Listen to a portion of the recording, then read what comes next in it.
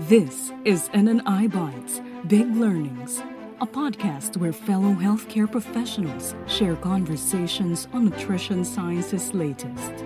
We are joined by Professor Gary Wong and Professor Christina West as they share their knowledge and insights on the impact of the environment on gut microbiome and allergy. Hello, everyone. Welcome to this special podcast, NNI Bites, Big Learnings. I'm Professor Gary Wong from the Chinese University of Hong Kong.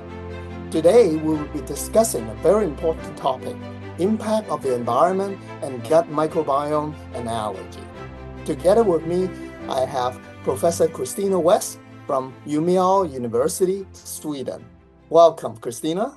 Thank you so much, Gary. I'm delighted to be here and taking part in NNI Bites Big Learnings. I am a professor of pediatrics and a pediatric allergist and immunologist, and for more than 20 years, I have been interested in the role of gut microbiota in allergic disease. So I lead a multidisciplinary research group, and the most exciting part of my work is identifying problems in clinical practice, designing research projects that will eventually lead to new knowledge, and ultimately, these results can then be used for new clinical guidelines for improved prevention and treatment of allergic diseases.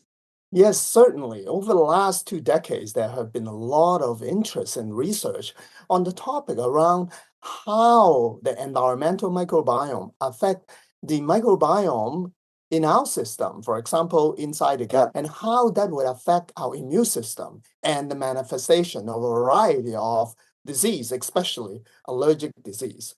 So to start off, I would like to ask you the first question. What are the important factors which shape the gut microbiota in infants and young children?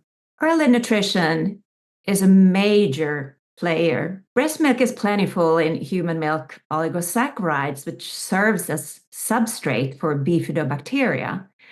And breastfeeding will promote a gut microbiota which is rich in specific human milk oligosaccharide utilizing bifidobacterium species that dominate the ecosystem in the gut as long as the infant is primarily breastfed. And importantly, these bifidobacteria, they're capable of metabolizing nutrients associated with breastfeeding, such as simple carbohydrates, simple sugars. And this will lead to the production of metabolites, including short-chain fatty acids that have physiological effects that may contribute to the protection against infectious and immune-related diseases, such as allergic diseases. Right.